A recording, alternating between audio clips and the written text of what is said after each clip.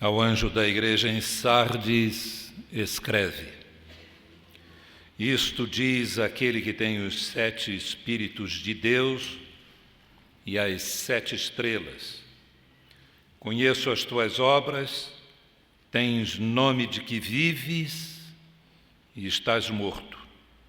Sê vigilante e confirma o restante que estava para morrer, porque não tenho achado as tuas obras perfeitas diante do meu Deus. Lembra-te, portanto, do que tens recebido e ouvido, e guarda-o, e arrepende-te. Pois se não vigiares, virei como um ladrão, e não saberás a que hora sobre ti virei. Mas também tens em Sardes algumas pessoas que não contaminaram as suas vestes, e comigo andarão vestidas de branco, porquanto são dignas. O que vencer será assim vestido de vestes brancas, e de maneira nenhuma riscarei o seu nome do livro da vida. Antes, confessarei o seu nome diante de meu Pai e diante dos seus anjos. Quem tem ouvidos, ouça o que o Espírito diz às igrejas. Oremos. Bendito Deus, obrigado pela porção da Tua palavra e que o Teu Espírito nos dirija na interpretação e assimilação dela. Em nome de Jesus. Amém. A descrição é de alguém que está sendo examinado por um médico. Ele coloca o seu estetoscópio, ele ausculta para ver se há sinais vitais. E depois deste exame, ele chega ao seu diagnóstico. Está morto, não há sinais vitais. O médico é Jesus Cristo e o paciente é a igreja de Sardes. O Senhor declara que a igreja tem fama de que vive, mas está morta. Não há acusações relacionadas com heresia. Não há acusações relacionadas com a prática de pecados vulgares. Pelo contrário, se há alguma fama, é a fama de que vive, de que é uma boa igreja. Na perspectiva de quem só vê o exterior, Sardes é uma igreja que merece a aprovação de Deus. Mas, na perspectiva daquele que vê o interior, a igreja está morta. A vida espiritual não se manifesta mais nela, nem através dela. Isso é algo terrível. A obra de Jesus neste mundo é exatamente para trazer vida, e vida em abundância. A igreja é o corpo de Cristo. E o que se espera da igreja é que a igreja faça parte desse movimento de vida que alcance outras pessoas. E é um problema muito sério quando a igreja se reúne em nome do Senhor da vida, mas dentro dela o que existe é morte. Nós devemos entender a situação da igreja de Sardes à luz de sua história e de sua topografia. Sardes ficava a cerca de 80 quilômetros, suas ruínas ainda existem, da cidade de Esmirna, na Ásia Menor, época do apóstolo Paulo, Turquia, nos dias de hoje. Esmirna tem o nome de Izmir, hoje. Uma das atrações de Sardes era um grande templo, construído e dedicado a Ártemis. 100 metros de comprimento, 50 de largura, cerca de 70 colunas no templo, de 18 metros de altura cada uma delas, para enfeitarem o templo. 18 metros dá cerca de 6 andares, um prédio de 6 andares. Podem imaginar como era majestoso o templo? A cidade também era fortificada, num contraforte rochoso, cercada nesse contraforte de rocha íngreme, por onde um exército não poderia chegar à cidade.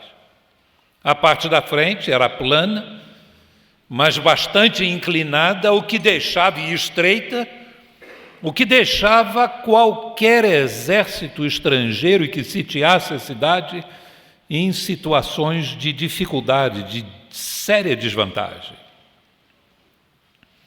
A cidade também tinha fontes naturais, boas reservas de água, um vale bastante fecundo e produtivo na frente da cidade, que permitia abastecimento constante.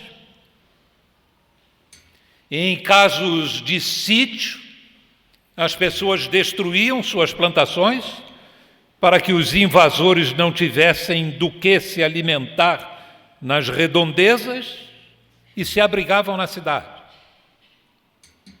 Uma das histórias de Sardes tem a ver com o avanço do Império Persa. Sardes era a capital da Lídia, a mais importante, a mais rica cidade. Naquela época em que o exército persa avançava para dominar o mundo, para expandir o seu domínio no mundo, em Sardes reinava Cressos. Alguns já ouviram esse nome. Cressos é um nome relacionado com riqueza. O que se dizia era que tudo aquilo que Cressos colocava às suas mãos virava ouro. Porque bem próximo da cidade ficava o rio Ptolos, com areias auríferas, com uma grande produção de ouro, e ali estava uma cidade erigida, rica e bem protegida. Riqueza, meus irmãos, e a sensação de proteção trazem para o ser humano esta segurança, e o grande problema da cidade, da cultura da cidade e da igreja, um sentimento de que eles eram autossuficientes. Mas quando Dario, comandando os exércitos persas, chegou até a Lídia, encontrou dificuldade e viu que a fortaleza em Sardes era praticamente inexpugnável. Juntando o seu exército, Dario prometeu as maiores recompensas para quem conseguisse chegar à cidade e abrir os seus portões. Um soldado márdio, que fazia parte do exército de Dario, estava olhando para a cidade e já havia escurecido, uma noite de lua cheia, enquanto Hieroedes, o nome dele, estava olhando para a fortaleza, por trás onde tinha o contraforte rochoso, e viu quando um capacete de um soldado da cidade de Sardes caiu lá embaixo. E observou quando o soldado pulou a fortaleza e desceu por um caminho para ir lá pegar o seu capacete. O soldado márdio observou bem esperou o meio da noite e procurou ver se ele acertava o caminho. Conseguiu. E mais, quando chegou lá, toda a guarnição estava dormindo. Toda a guarnição daquela parte de trás da cidade, considerada inexpugnável, estava dormindo. É por isso que o Senhor diz, sê vigilante. No grego está assim, acorde. Levante-se. A igreja estava desapercebida da sua insegurança e crendo que estava numa posição de segurança, à semelhança da cidade. É este sentimento de autossuficiência, este sentimento de importância espiritual, este sentimento de que eu me basto, este sentimento que caracteriza o homem perdido e morto nos seus pecados, diz a Bíblia, que crê na possibilidade de salvar a si mesmo através das obras. Este é o sentimento indicador de morte espiritual.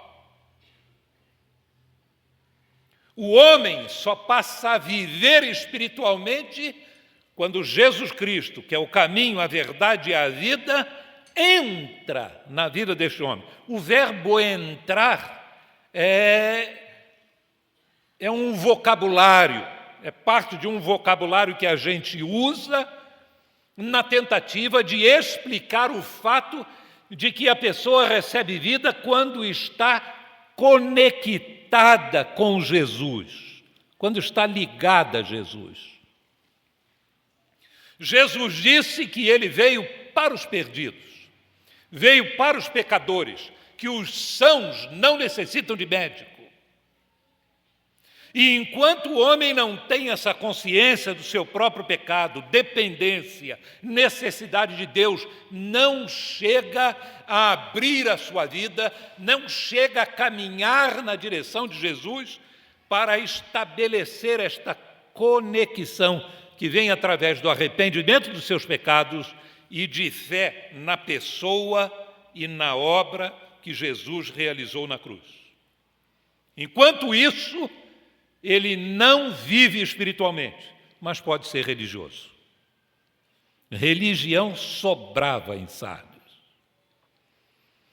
Por isso eles tinham a fama de que viviam. Agora, meus irmãos, qual a solução para isso? Ou, em primeiro lugar, antes disso, quais as indicações para que nós possamos fazer uma avaliação de nós mesmos, se nós somos essas pessoas mortas ou somos pessoas vivas? Basicamente, a questão é essa: autossuficiência. Não se ora, não se ora, não se sintoniza com Deus. Toda oração, ela é um hábito religioso. É um pouco problemático também quando a gente começa a falar em oração como sintoma de vida.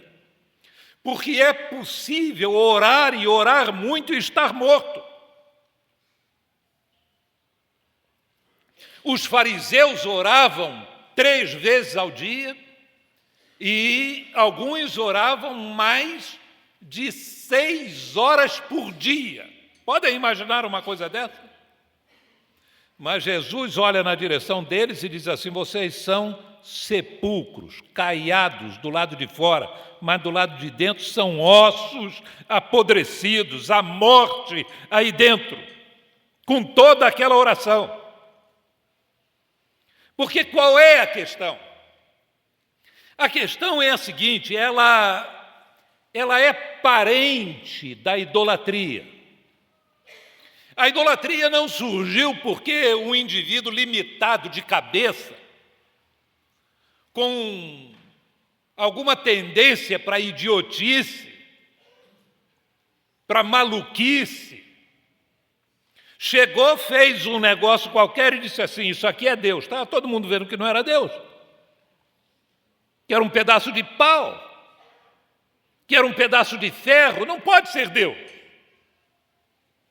Mas a idolatria, ela entrou na prática religiosa como alguma coisa que lembrava a Deus. Isso não é Deus, isso lembra Deus.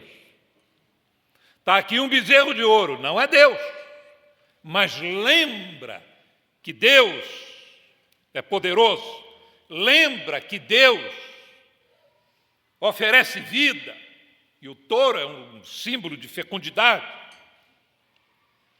Então a idolatria chegou para lembrar, para a pessoa ir até a metade do caminho e percorrer a outra metade. Era esse o objetivo. A religião é como uma metade de caminho nas suas disciplinas. Orar, estar na igreja para o culto. Mas é possível a pessoa ficar só na metade. Vir na igreja cantar, mas não louvar a Deus. Se prostrar, mas não adorar a Deus.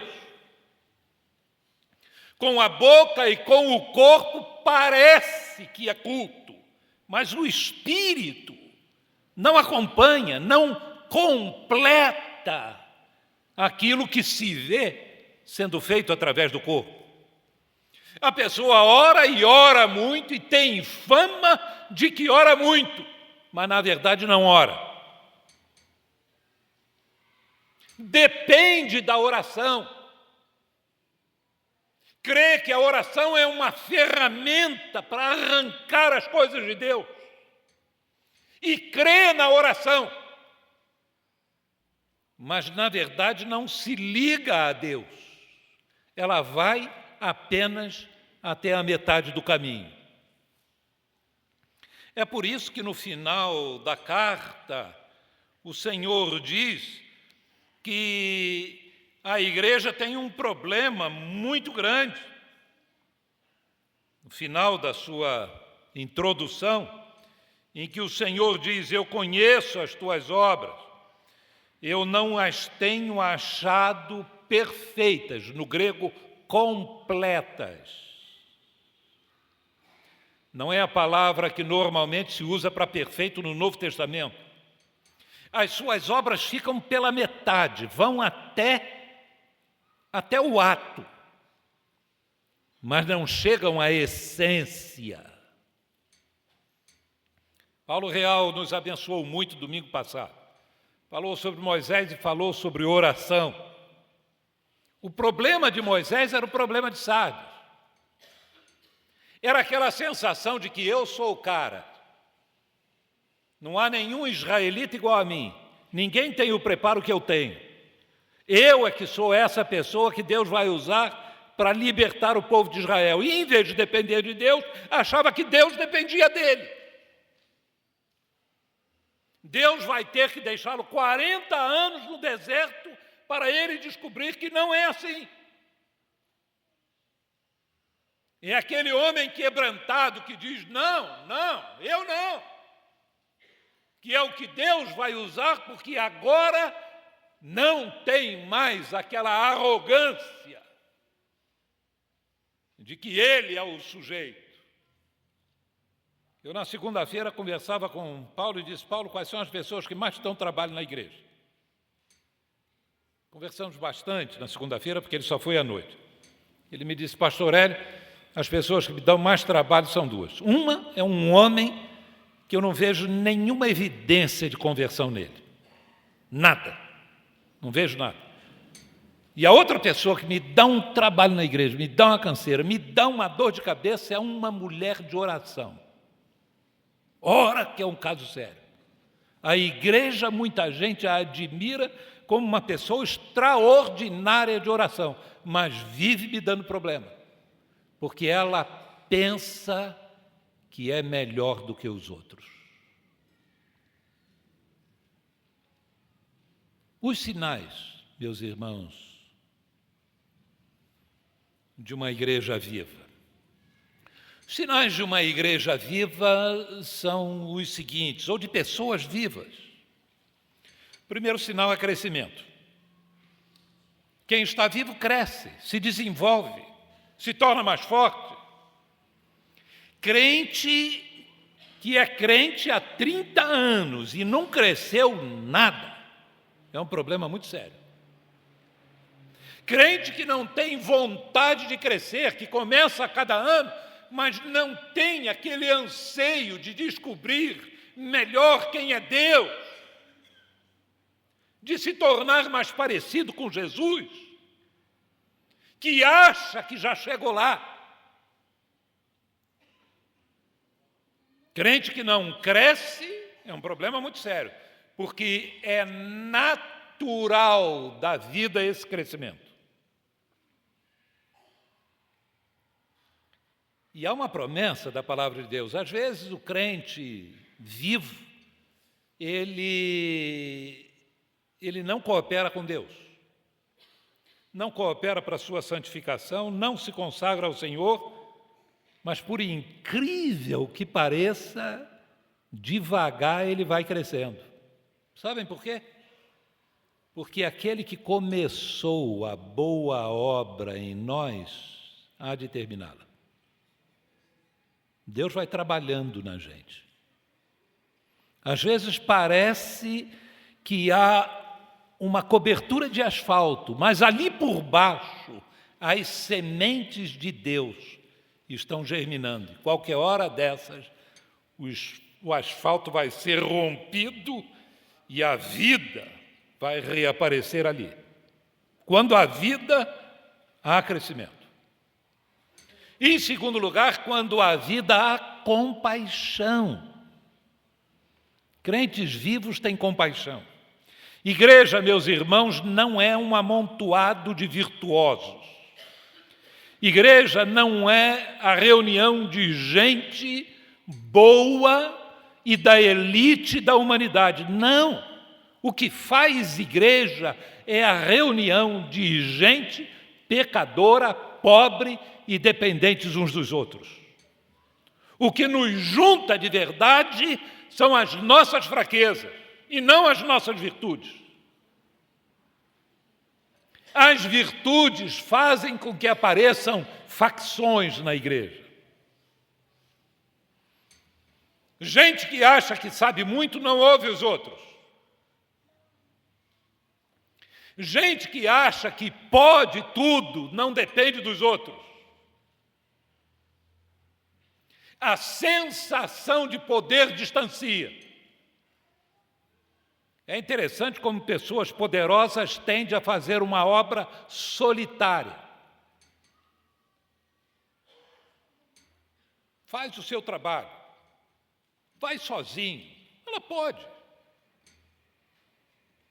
Paulo, quando se converteu, recebeu já a indicação de que ele seria luz para os gentios. Isso foi dito para ele, na sua conversão.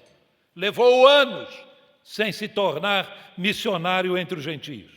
Até que o Espírito Santo disse à igreja em Antioquia: separai-me a Barnabé e a Saulo para a obra que os tenho chamado. Já era chamado, mas não foi fazer uma obra sozinho. Dependia da igreja. Este sentimento de poder espiritual é o poder que afasta as pessoas, mas a miséria une. Lembram daquela história dos samaritanos, dos leprosos, que está no Evangelho de Lucas, capítulo 18, creio eu, ou 17? Estavam 10 leprosos, são curados, um só volta, e este era o quê? O que ele era? Samaritano. Os outros 9 eram judeus, mas aquele era samaritano. Judeus e samaritanos não andavam juntos, se tivessem saúde, mas leprosos, meus irmãos, miséria, nivela todo mundo. Igreja é a reunião de pessoas que se juntam com as suas fraquezas. Esta é a vida da igreja. Fora disso, não é a igreja. E quando as pessoas olham para as suas próprias fraquezas, para as suas próprias dores, elas se tornam solidárias com a dor alheia. Quem já passou por uma grande dor na vida é a melhor pessoa para consolar outros que estão enfrentando aquele mesmo tipo de dor. Quem sempre viveu no bem bom, pronto. Tem um casal aqui na igreja que quando alguém vai para um hospital, lá vão eles fazer visita. Porque quase que tem mais tempo de hospital do que de igreja. Volta e meia tem um no hospital com problema sério. Volta e meia tem um com problema de dificuldade, com dificuldade de saúde. Eles sabem o que é isso. Eles sabem. Igreja é uma comunidade de pessoas que tem compaixão, que sofre junto.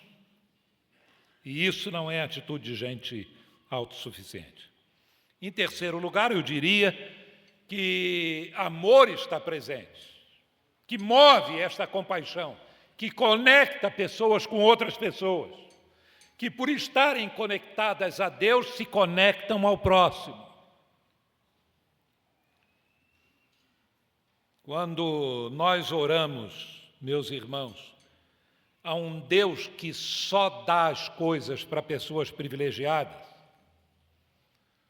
um Deus que a gente consegue as coisas e as arrebatamos através da nossa fé, e temos aquela ousadia que, aliás, é uma questão que a gente tem que trilhar pisando em cima de ovos.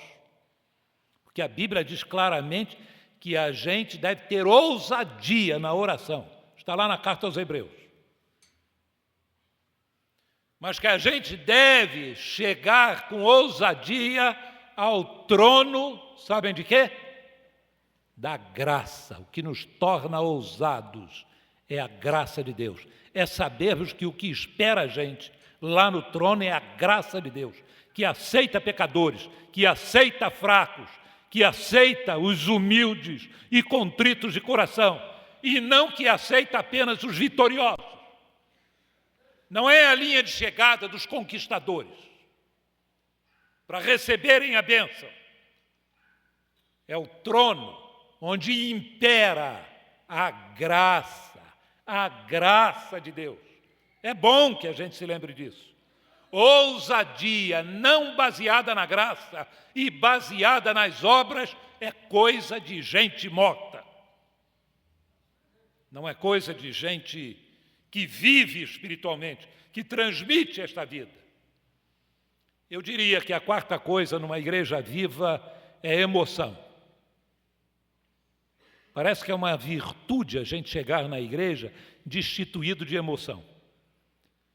Um dos grandes problemas das igrejas históricas, batista, presbiteriana, metodista, luterana, é que essas igrejas nasceram no bojo da reforma debaixo de uma cultura racionalista. A ideia era a seguinte: vamos ensinar a Bíblia e as pessoas aprendendo, elas mudam. Aqui, faz a cabeça que as pessoas mudam. A Bíblia diz: transformai-vos pela renovação de quê? Da vossa mente. Então vamos trabalhar na mente das pessoas.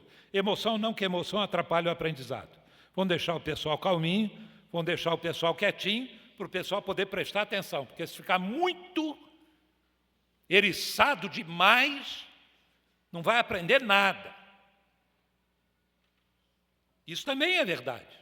Quando o povo está assim, na ponta dos cascos, né? De alegria e de entusiasmo, o pregador tem que chegar e começar devagar, jogar um balde de água fria, para o pessoal dar uma sentada, porque agora é a hora de aprender e precisa botar a cabeça para funcionar. Mas igreja não é lugar só de cabeça, porque nós não somos seres só com cabeça, nós somos seres com emoções. Nós somos seres que rimos e choramos. Igreja deve ser um lugar onde se chora, onde se ri, onde somos nós mesmos. Às vezes dá-se a impressão de que a igreja é lugar só para se rir. A pessoa está lá na frente dirigindo louvor, mas que cara é essa? Parece que nós estamos aqui num velório. Vamos rir, meus irmãos, vamos rir, um sorriso, agora, mordendo a pontinha das orelhas, todo mundo rindo, que negócio é esse? Igreja não é lugar onde a gente fica dando uma risada superficial, é uma igreja onde o coração vem para fora. Se o que está lá dentro é dor, devemos ter a liberdade de chorar, de nos apoiarmos no banco e chorar. E se é alegria, de rir. Igreja é um lugar, então, onde há emoções, porque as emoções fazem parte da vida.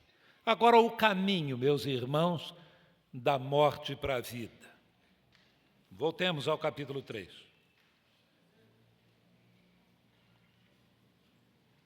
Versículo 3.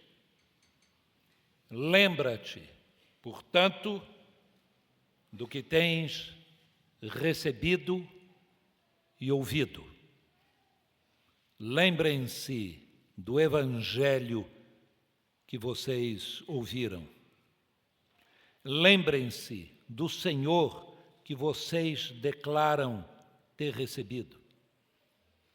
Lembram que a mudança na vida de vocês vem de fora para dentro, de alguma coisa que vocês recebem, que não é inata em vocês, que não faz parte da natureza de vocês, que a mudança vem através da bênção de Deus.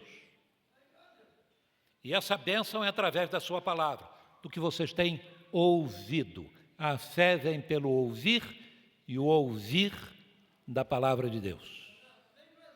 No Novo Testamento, quando há ilustrações de pessoas que saem da morte para a vida, elas saem da morte para a vida ouvindo a palavra de Deus.